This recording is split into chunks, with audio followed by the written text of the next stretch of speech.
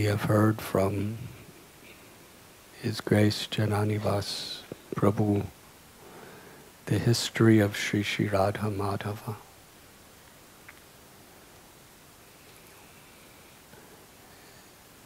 The histories we find when the Lord appears within this world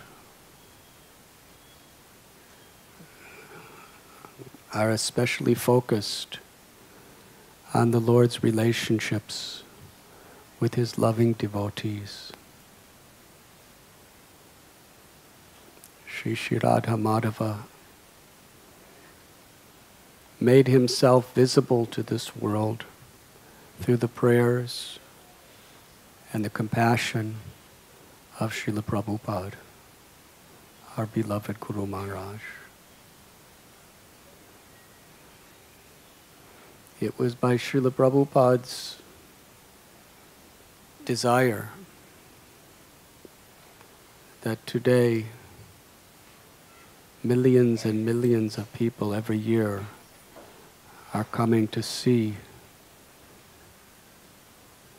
and receive the blessings of Sri Sri Radha Madhava. At first, Srila Prabhupada had them in a little straw hut in an isolated rice paddy in Sri Mayapur Dham. At that time, he asked Jananivas Prabhu to be their pujari and never leave them.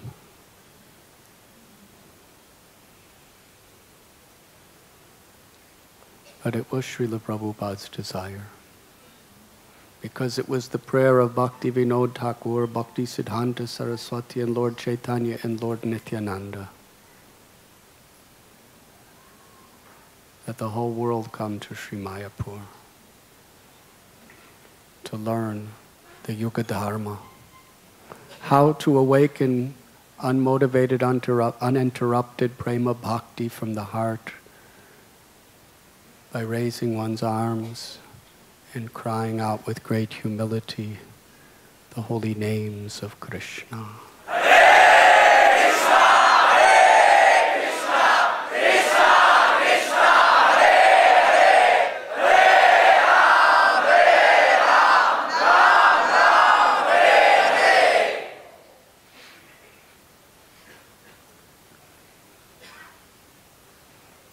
We are all deeply indebted to Jananivas Prabhu and Pankajangari Prabhu for dedicating their lives totally. Can you imagine? Jananivas Prabhu is from the country of the United Kingdom or England, who for about 200 years ruled over India.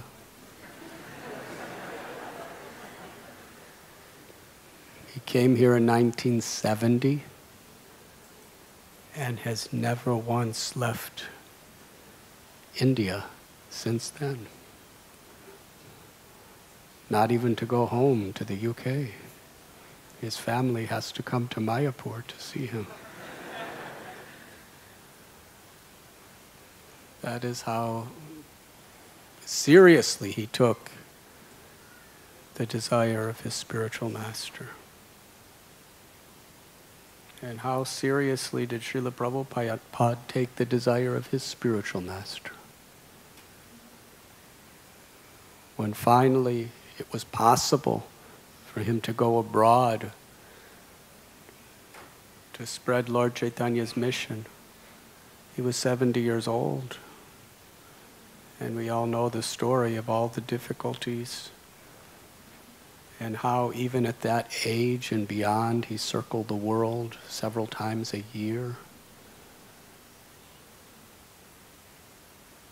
while translating and writing purports, organizing, guiding an entire society, preaching to the devotees, to the common people, to heads of state, to the media. He was tireless in his enthusiasm to carry out the order of his Guru. Dave has given me this order to speak to them. Krishna, only if you give me the words will they understand this message. It's so high, it's so deep.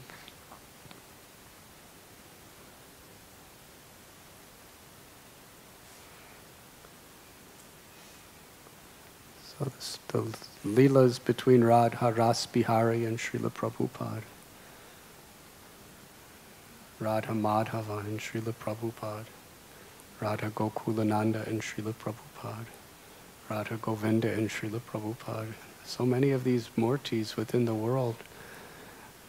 How Prabhupada gave his life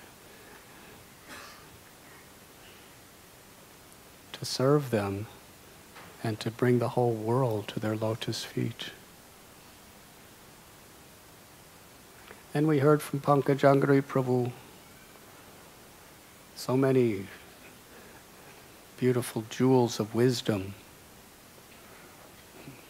about how Krishna is the master of all energies and he is the controller of all energies.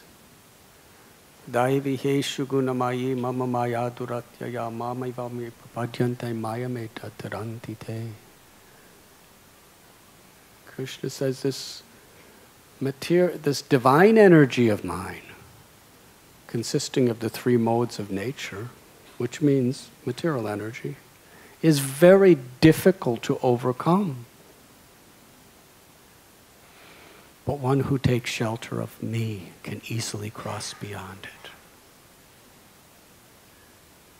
Material energy is like a vast ocean. On our own, to cross this ocean is impossible. But for one who takes shelter of Krishna, who is the controller of all controllers, Sarveshwareshwara, he reduces the quantity of water in the ocean of material existence to that contained within a small hoofprint of a calf. So anyone, literally anyone, can cross the hoofprint of a calf. Even an infant baby who hasn't learned how to talk or walk can crawl and cross over that hoofprint. Even an ant can swim across it.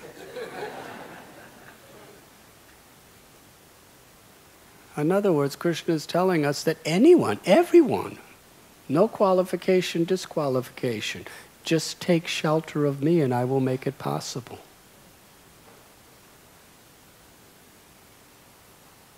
Mayadhyakshena prakriti suyate sacharacharam.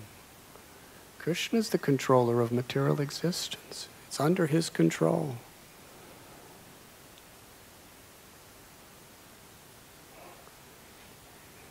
But the only way that we can cross over it, and what Krishna is saying when he tells that it's no more difficult than crossing over the hoofprint of a calf, we should understand what this really means. Because when we take shelter of Krishna, Krishna reveals himself. Anandam buddhibharadhanam. He reveals in himself the supreme opulences of beauty that attract our hearts and give us the bliss that we're always searching for. Param drisvani vartate. Because Krishna's beauty, Krishna's qualities, Krishna's pastimes, Krishna's abode, association with Krishna's devotees, Krishna's beautiful form and the Murti, and especially all these things which are contained within Krishna's name, are all attractive. When we take shelter of Krishna, Yeyatamam prapadyante tams tataiva bhajamyaham, accordingly Krishna reveals himself to us. Krishna tells that all the beautiful things in this world that are so enchanting to our minds are but a tiny little spark of His unlimited splendor. All beautiful things within the entire creation. All the beautiful things, all the attractive things which are within the entire creation, that means within all planets of all universes. Put them all together. And they are not even comparatively like one spark of a sun ray compared to the unlimited sun planet of Krishna, their origin, their source. What is the attraction of Krishna? Some people, they just can't conceive that anyone could be so unlimitedly, eternally attractive.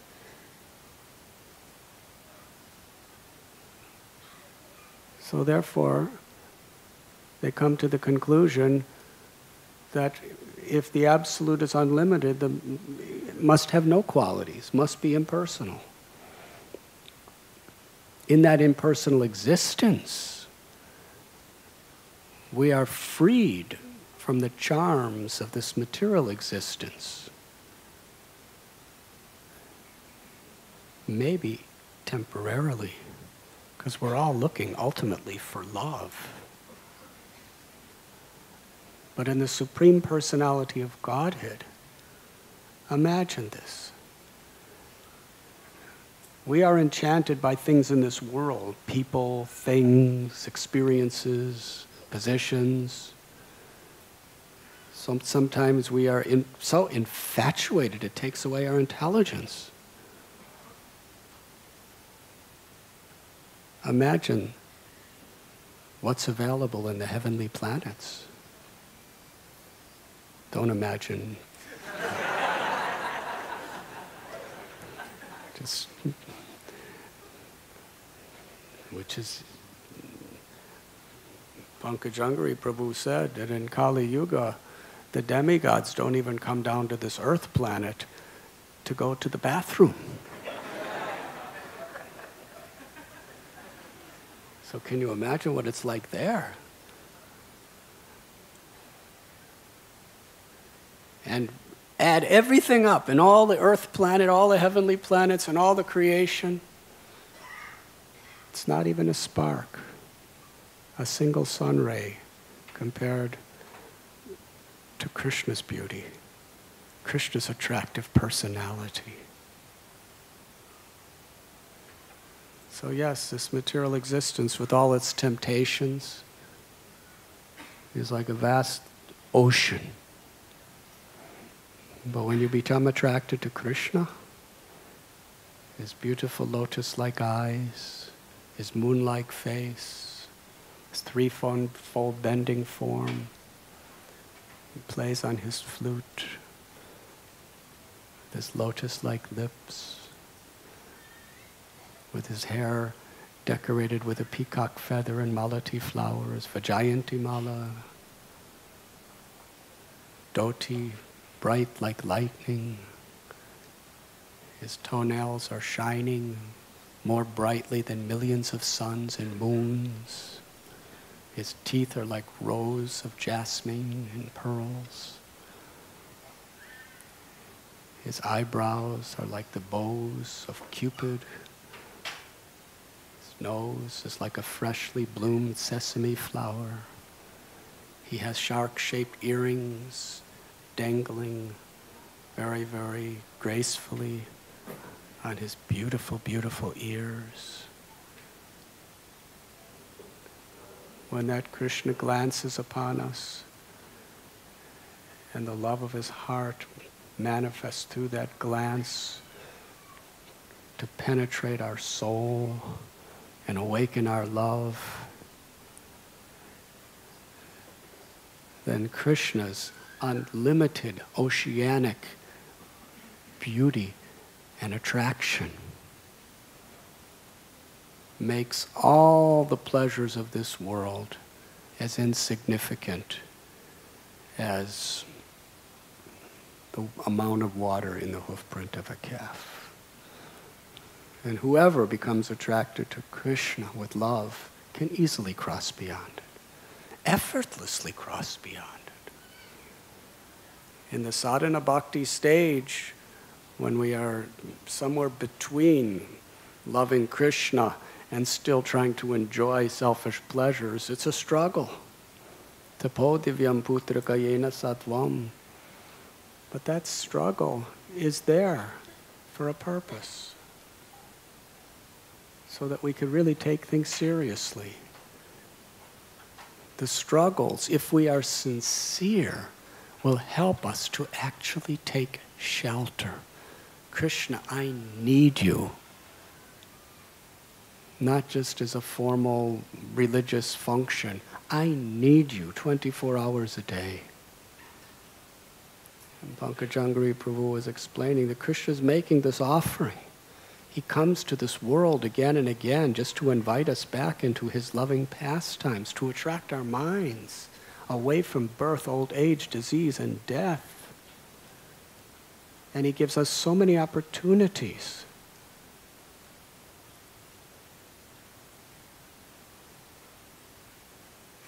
He gives us the opportunity of the holy name at every moment to chant and connect.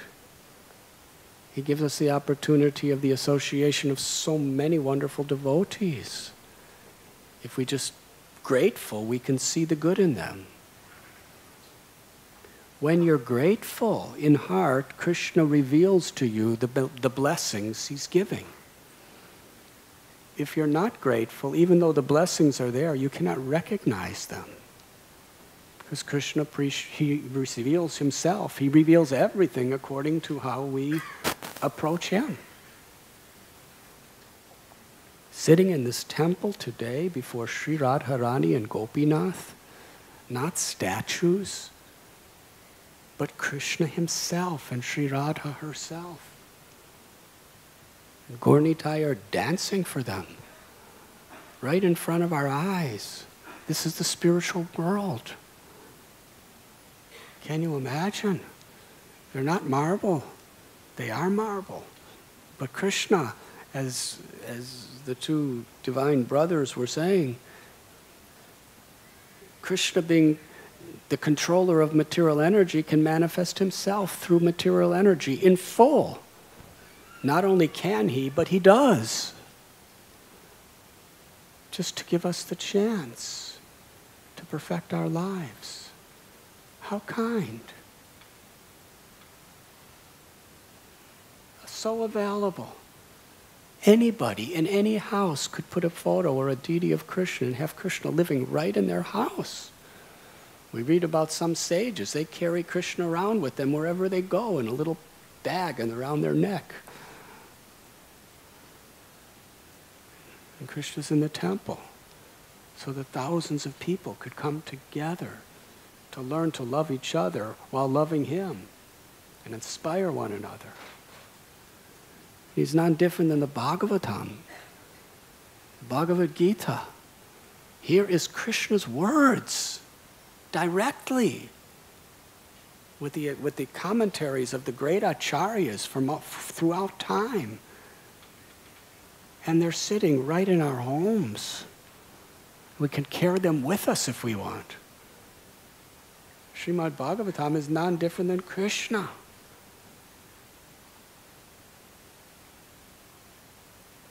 If you read Srimad Bhagavatam with an actual grateful and attentive heart, it is none different than being right there 5,000 years ago on the bank of the Ganga, hearing Shukadev Goswami speak to Maharaj Parikshit. Because transcendental sound is not limited to time or place. It's divine. The sound vibration is eternal. Just by reading, yes. It's just a matter of taking the mood of Parikshit. I've told the story of my god sister Kunti Devi. She was dying of cancer, last stages. Her complexion was yellow. Teeth were rotting. Her spine disintegrated. couldn't sit up, couldn't walk, just laying in a bed, just propped up, emaciated, could hardly eat anything. And she was going to die real soon. Very painful. She was so, if she tried to hold up a book, her arms, her bones were so brittle that just holding up a book may break her bones. She had no strength to hold a book to read. Now, most people in this room, we have so much strength. We can hold a book and read, but we have no time to read. But if you were in that situation, you would give anything to hold up a book and read. We don't appreciate what we have. So someone got her a computer, put all Prabhupada's books in the computer. So all she had to do was move her little skinny fingers on some keys, and she could put any page of Prabhupada's books in front of her. So I came in, she was reading Srimad Bhagavatam. She was smiling, she was just in ecstasy. Said, I'm not in the bank, I'm not, people think I'm on my deathbed. I'm on the bank of the Ganges.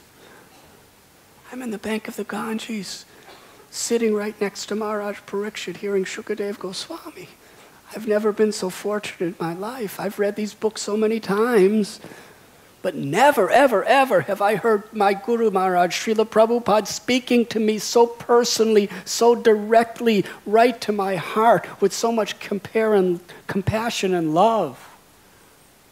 Never have I experienced this. I would not trade the position I'm in today for anything or anyone else in the world. She had her good health in her day. She had so many nice situations. And she sees so many other people in the world.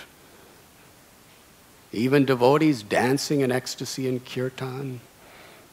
But she said she would not change her position for anything or anyone, because she was feeling Prabhupada's personal love for her. And she could hear Shukadev Goswami speaking. And within her heart she could see Krishna clearer, more intimately than ever before. Because she had a sincere and grateful heart. If only we can just appreciate what we've been given, Krishna will reveal himself. Yes, we chant the holy names, we take it for granted, because we can do it any time. But if even once we could really appreciate the gift of the holy name and chant with that gratitude and really take shelter, that one recitation of the holy name, Krishna will reveal himself. And the ocean of material existence becomes a little hoofprint of a calf again. Hey Krishna, Karuna Sindhu. Krishna is Karuna Sindhu. He's an ocean of kindness, an ocean of compassion, an ocean that has no bottom and has no shores, an ocean that is not salty, an ocean that is the sweetest nectar, unlimited nectar. It's all pervading.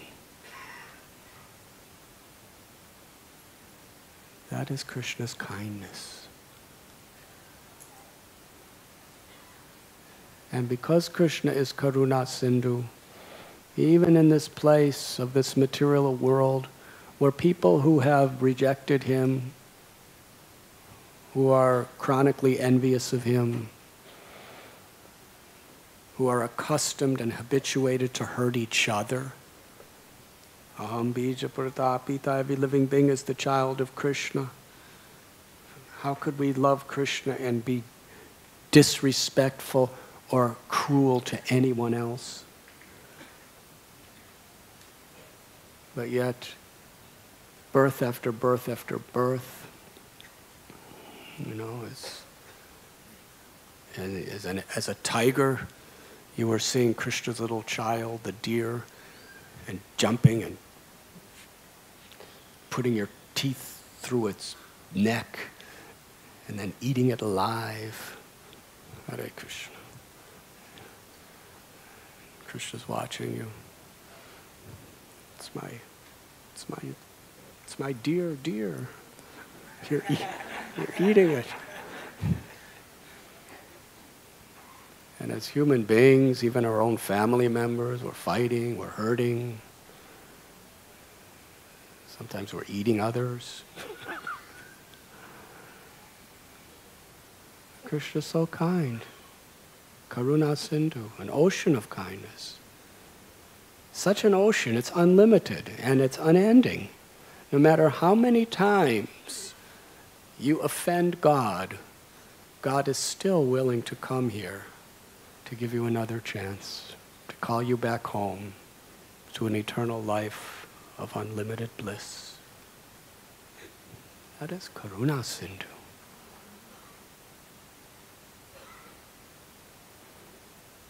Made himself so available in so many ways.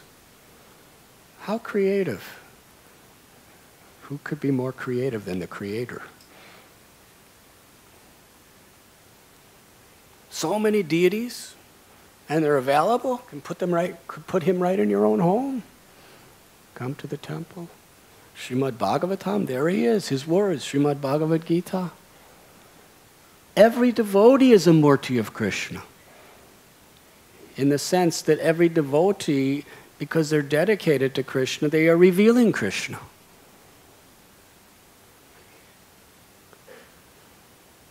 And the holy names, Krishna makes himself so easily available. And as Pankajangari Prabhu was saying, we have to take advantage with grateful hearts, not waste time. Time is short. And even in Krishna says, time I am.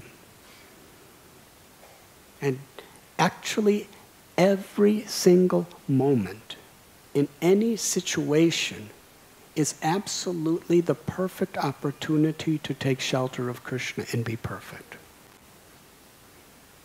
This we have to have faith in. This is the reality. Whatever the situation, it is a perfect opportunity to take shelter of Krishna. Whether things are very good, and everything's so good, Krishna, I'm so grateful to you, it's yours. And we can go back to Godhead. Or if things are so bad, Krishna, things are just so bad and I am so helpless, I take shelter of you, I am yours. Bhakti Vinod Thakur prays, Krishna, if you want, you can kill me. If you want, you can protect me. You can do anything you like to me. I am your eternal servant. I am yours. We just learn to take shelter of Krishna in whatever situation. Whatever's happening in this world doesn't matter when you go back to Godhead. Yes, you may have done something in the past that's not right, and it may be a scar on you in this world, but when you go back to Godhead, nobody cares. As soon as you go back, Krishna welcomes you and embraces you, and everything of this world is meaningless. The water contained in the hoofprint of the calf evaporates when you go back to Godhead. There's nothing left, nothing to remember, nothing to regret. All there is Krishna, Sri Radharani, and all the devotees chanting the holy name.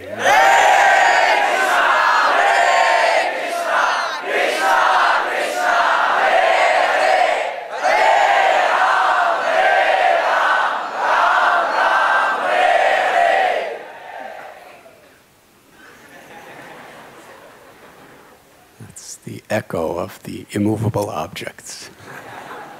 So.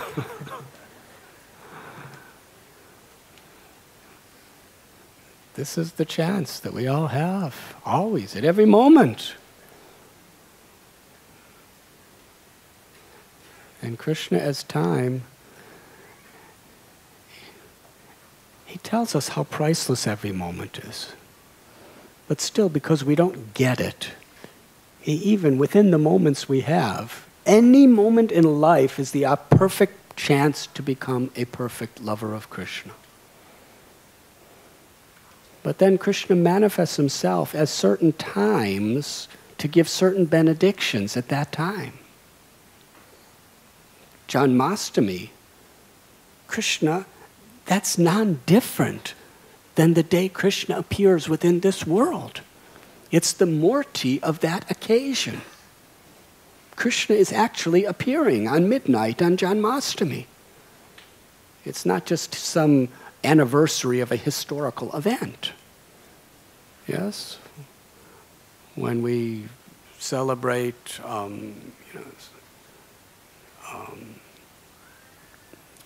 Chhatrapati Shivaji's birthday, it's a historical event. It's an anniversary that we remember him. And that's very nice. But Janmashtami, because Krishna's Janma karma cha me divyam evam yo veti tattvata, because these are divine events, they're eternal, they're beyond time. Janmashtami, Krishna has invested within that day the full benefits of being present in the prison of Kamsa at midnight, or in the Goshala area of Mahaban, Gokul, when Krishna appeared to Yashoda and Nanda. It's happening. It's so beautiful. And Radhastami, at noontime, when Srimati Radharani appears. If you have the faith, if you have the right association, if you really take shelter of Radharani on that day, she will especially appear to you as she did in Mukhyaravali or Raval 5,000 years ago to Brishabhanu Maharaj and Kirtida. And Govardhan Puja, it's a special day. Yes, it's the anniversary of the day when Krishna lifted Govardhan Hill, but because it's divyam, it's transcendental, Krishna's actually, he wants to show you that. Factually, he can appear to you or show you that, Radharani or Krishna, or lift Govardhan Hill, on any day of the year, at any moment. But just to entice us, just to give us a special impetus, that day especially, like the murti of Krishna performing that lila. And then there's the month of Kartik, where any devotional activity you perform is multiplied by thousands of times. You're chanting of the holy names, you're going to a holy place, you're taking bath in a holy river, you're hearing Srimad Bhagavatam, you're rendering devotional service. It's all multiplied. Just see how merciful, what a karuna sindhu, what an ocean of mercy. Such opportunities. Trying to attract our hearts to become very serious and take advantage of this moment. And right at this very moment that we are living now is the month of Purushottam. Which month? This month is non-different than Krishna. All the qualities of Krishna are within this month. That means if we just take shelter of Krishna within the time of this month, every moment is so sacred, so impregnated with spiritual power and mercy. It's very rare. The rarest thing Krishna makes so available. And all we have to do is be sincere, open our hearts, and be grateful to receive it.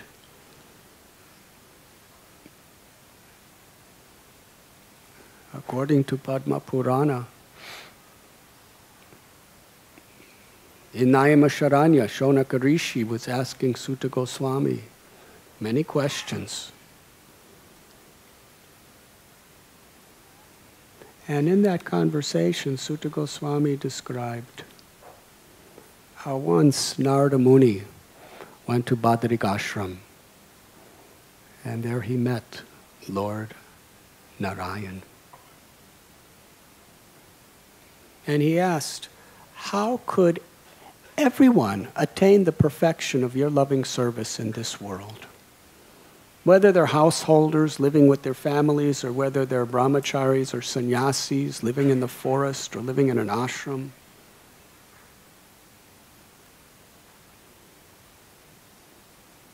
And Badri Narayan told a story. He said, I want to tell you about a great opportunity that everyone has in this world to follow the Purushottam Vrat. Let me tell you the glories of this month. One time, Krishna came to Kamyavan to visit the Pandavas while they were in exile. We know the story how Duryodhana, who was such an envious person, cheated the Pandavas of their kingdom, tried to insult and strip naked Draupadi, their wife, and eventually Draupadi and her 5 husbands were in exile, living in a forest. But Krishna loves his devotees so much, he came all that way to personally visit them. And he wanted to encourage them. He told them to follow the Purushottam, to worship him with all love and devotion during this month. And he explained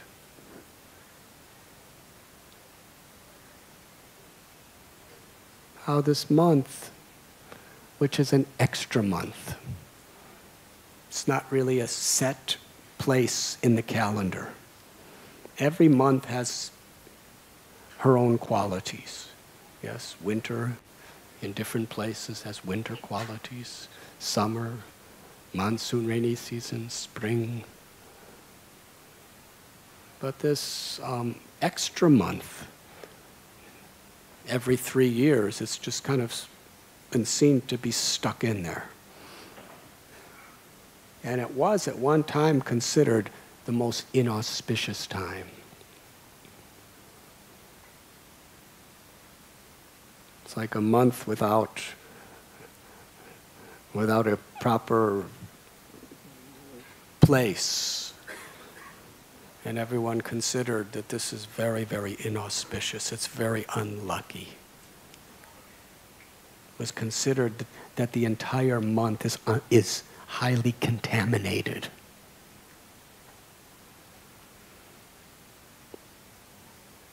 Just like Sri Chaitanya Mahaprabhu, how he transformed the so-called inauspiciousness of a lunar eclipse into the most auspicious of all times. So the personification of this Adhika Mas, this extra month, went to Vaikuntha and was crying to Lord Narayan, I'm completely blasphemed, humiliated, and shamed by everyone. No one likes me. I'm forced to appear every now and then, and nobody wants me around. He was crying, please, give me shelter. So Lord Vishnu said, let us go to Goloka Vrindavan. Krishna will give you shelter. So they came to Goloka, and Krishna was standing there with Sri Radharani and his flute.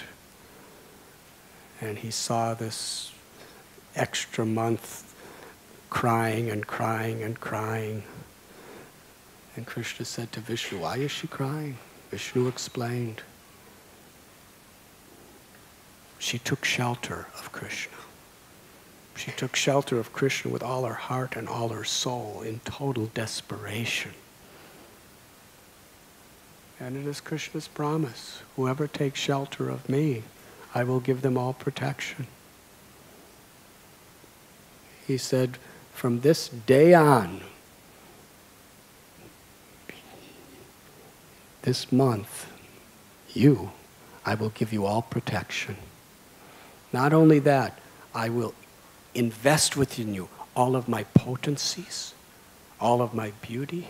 You will be non-different than me.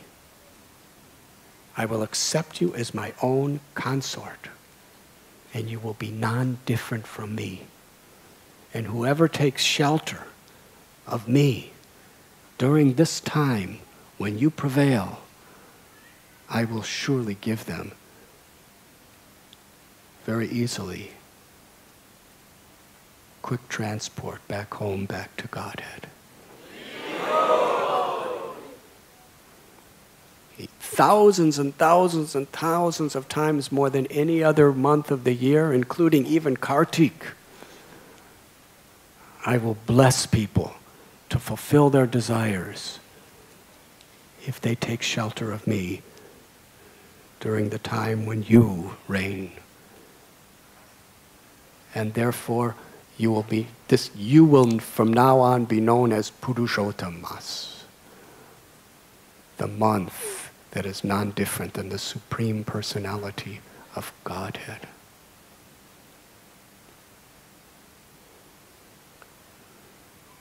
So she was very happy. And ever since then, all the sages and all the rishis and all people who understand this great secret, they increase their loving devotional service during this month. It is an opportunity. Factually, the opportunity is there at every moment of every day for all eternity within this world if we just take it.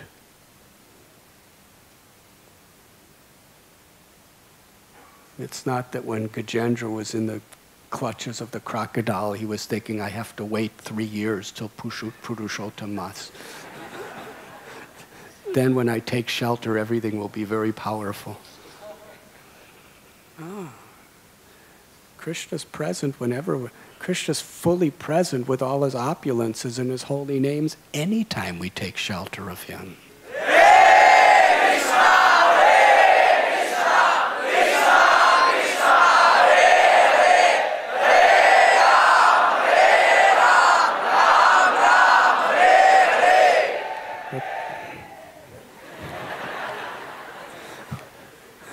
But because our tendency is to take things for granted, Krishna gives special features and special opportunities. And as Gauranga Prabhu was saying yesterday, he's like a good salesman, gives certain bonus features. Krishna gives very, very special opportunities just to take.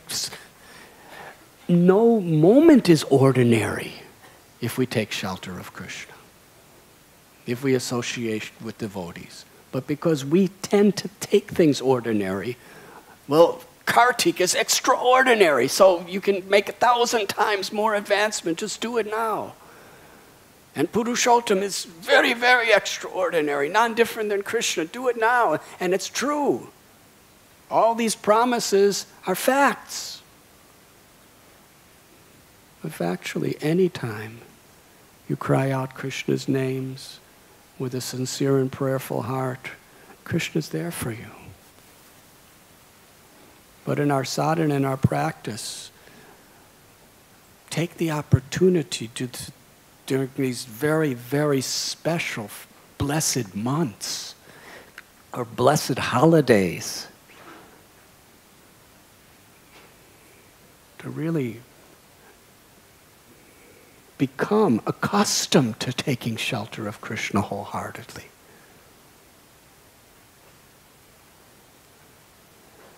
Because every moment of this month is so sacred and none different than Krishna. In Vrindavan, there are many temples. They consider every holy day of the year is simultaneously during every moment of Purushottam-mas. Janmastami, Radhastami, Gaur Purnima, Nityananda Trayodasi, Narsingha Chaturdasi, Varaha Dwadasi, Vamana, Dwadasi, Govardhan Puja, Holi, the appearance days of all the great saints. So they, anytime at any day, they just celebrate. It's like you'll go to one temple. Today, there's temple celebrating Radhastami. There's temple celebrating Sarat Purnima. It's not the full moon. It's not the month of Sarat. But factually, it is. Not only in Vrindavan, but even here. Because all the holy days, you could just worship any one of them and you get the full benefits because that day is not different than any time you celebrate it during Purushottam Mas. This is the principle of so many temples in Vrindavan. Such a holy month where Krishna makes himself so accessible to all of us. Just to give us this opportunity.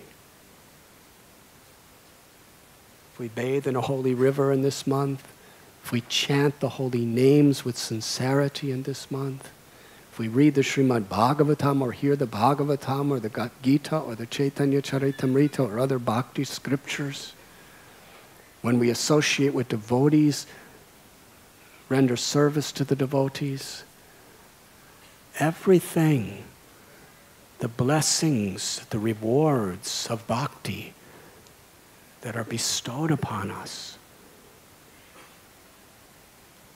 are immense. We are unable to calculate it. And Krishna gives us these opportunities just so that we will really focus our consciousness and attention on the reality. That even once, if I just take shelter of Krishna, who's appearing in so many wonderful ways, Krishna will reveal himself. And all the tragedies and miseries and obstacles of material nature become insignificant, like that little calf hoof print of water.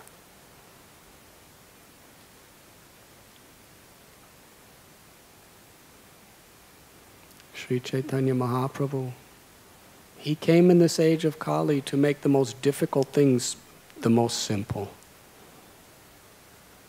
Previously, we read about sages meditating for 60,000 of years to somehow or other understand what is Krishna.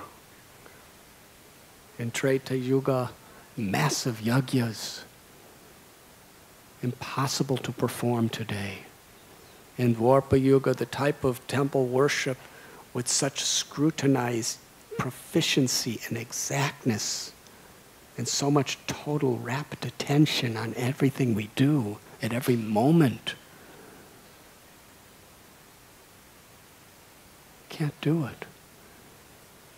But in this age of Kali, Sri Chaitanya Mahaprabhu, he's inviting us to Goloka Vrindavan, to be his eternal servants, his gopas or gopis in the spiritual world.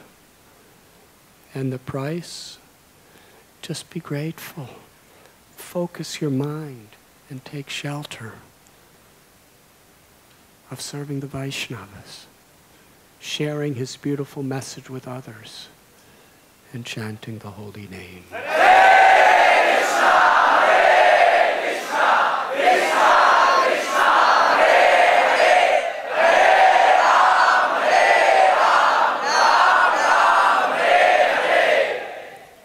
So why should we be so foolish on the basis of our petty little material attachments, whether they be of the mind or the body,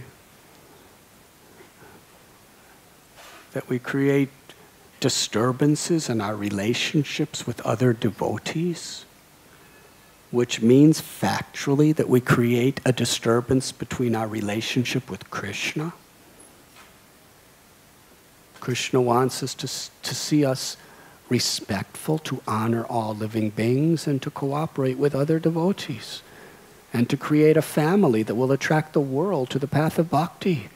That's what Prabhupada and Krishna expect of us. Why should our little false egos cheat us so tragically, to waste our time just trying to feed our own selfishness? We've been doing it for millions and millions of births, and all it's done is cause us misery. And here Krishna is, in the form of Radha Gopinath, through the lips of Srila Prabhupada. And here we are, as Jananivas Prabhu said, packed in with so many devotees in the month of Purushottam.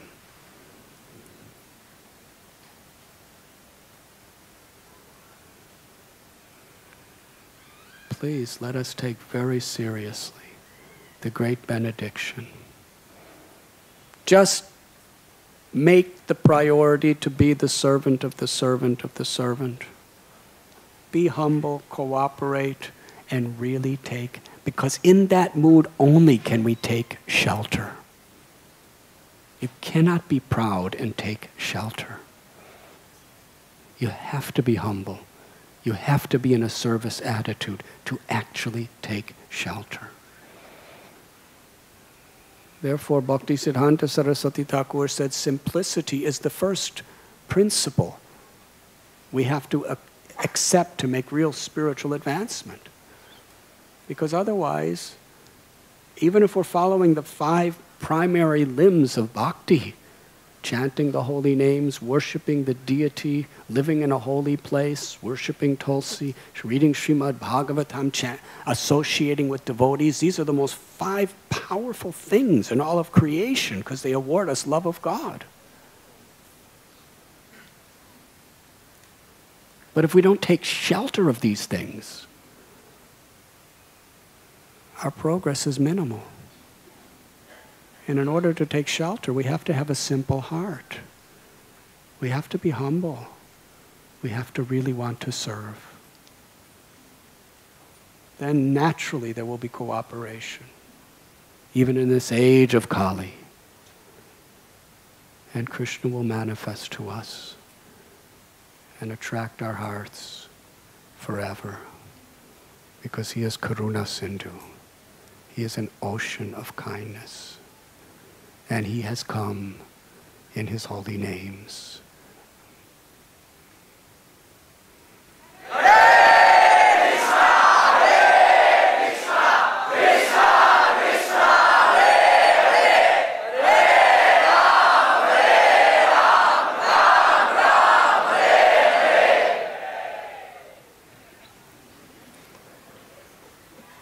This is a special new feature. Like an delayed echo effect. Thank you very much.